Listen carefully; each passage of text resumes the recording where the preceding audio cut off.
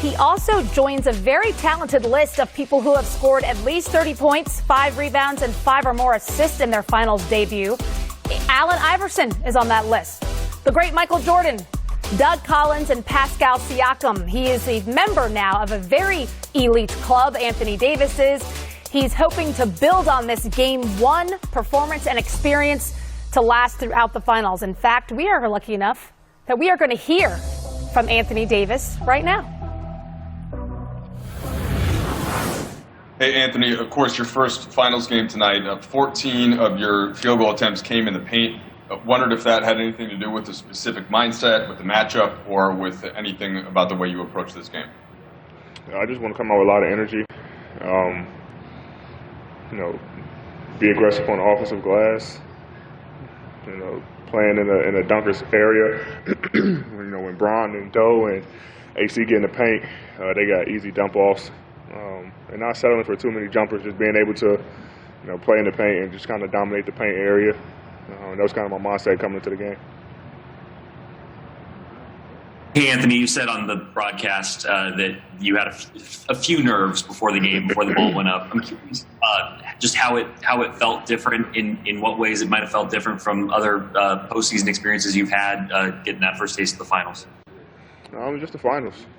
First time I'm experiencing this, so obviously you want to come out and play well, and you want to come out and win.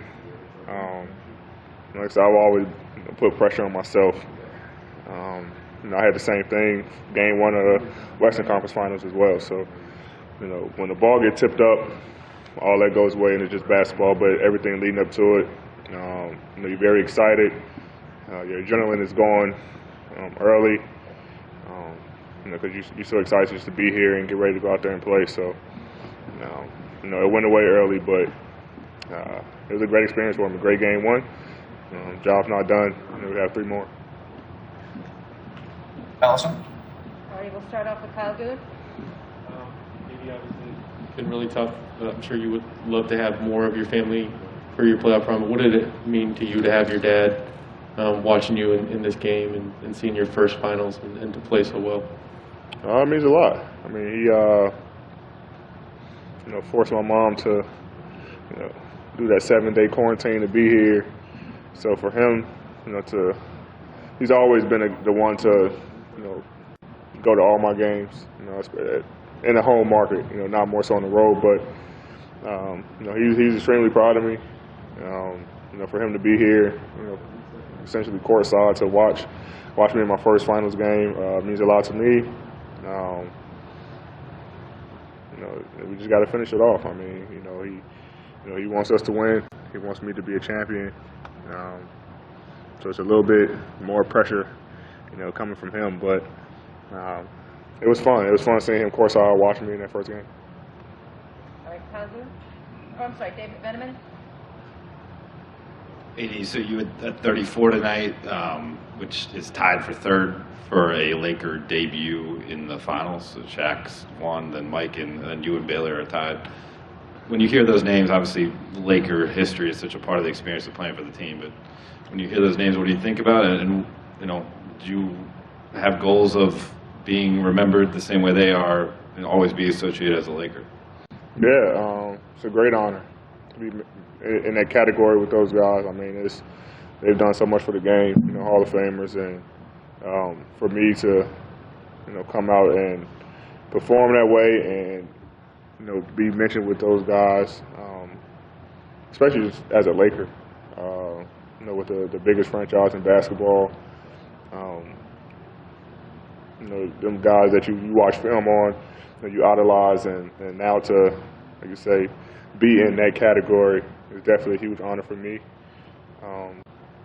Like I say, what makes it even more, sweeter is winning it. And so, obviously that's a great, honor, but I also want to be mentioned in categories with champions. So that's the next step. But the accolades along the way, the list I'm able to join along the way is definitely something you don't think about. It just kind of happens when you go out there and play, but it's definitely a great honor. All right, Dan. AD, you mentioned wanting to be aggressive. With their zone, Are there? I think a lot of times with zone, people want to just shoot over them. Is that something that you guys really focus on? Still finding seams and trying to get easy baskets. Yeah, I mean, this team plays a lot of zone. They play a lot of zone in the regular season, a lot of zone in the playoffs. So, and they've been very effective. They've won series with playing zone, and we knew they were going to try to run zone against us. I mean, the 2 regular season games we played, they ran zone, and we just try to find ways to exploit it and make them come out of the zone, or they stay in it, make them pay for being in the zone. But they're a team who runs zone, who knows how to play it, and it's our job to find the gaps in the zone to be successful. AD, I know you want to be, wish you were playing in Staples Center right now, but does it feel, coming into this game, did it feel like an NBA's Finals match? Did it feel any different from the other playoff games you've been playing here? Yeah, I mean, you see the decals on the floor. You see all the people in the stands. Essentially, you see the patch on the back of your jersey, patch on the side of your warm-ups. So you kind of see that as a finals game. But like I said, once you go out there and start playing, I don't think the fans are allowed to make any noise. So it feels like a regular game, in the bubble. Even though that pressure of the finals is still there. And so I think it makes it a lot easier for, especially our guys to just go out there and play. But in Staples, it have been a lot crazy. I mean, just playing in front of your home fans and sharing these moments with them. But I think just being here, it definitely calmed the nerves a lot faster. We'll send it back to Will for the last few. All right, yeah, I'll take 2 more. Tanya, please. AD, I wondered how much of an emphasis was there on making sure that you win early, given how Miami has gotten off to really good starts in all of their other series? We just want to, be a team to apply pressure. They won all their game ones. We lost 2 and won 1, but we want to be able to, come out and essentially take care of home court.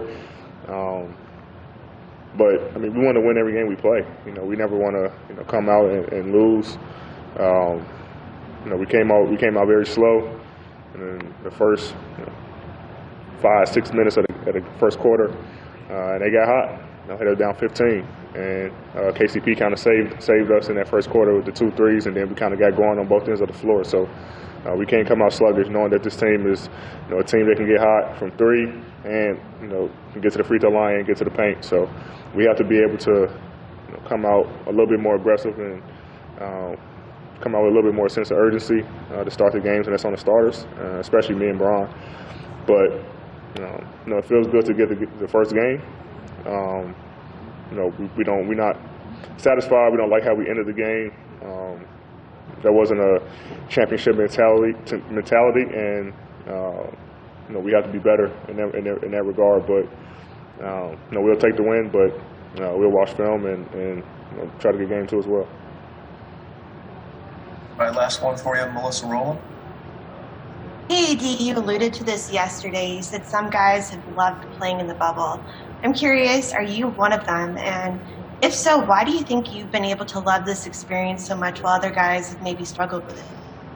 I just love playing basketball in general, no matter where it is.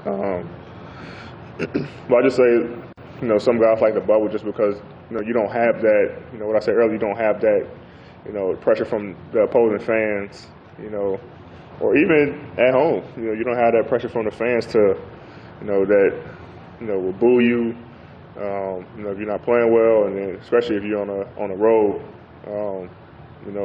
it can get to you. So, it's a little bit, you have a little bit more, ease here in the bubble, not having to worry about any of that. But for me, I just go out there and play basketball. I mean, I don't really care where it is. If we're in Staples, I would feel nervous. If we're on the road, I would feel nervous.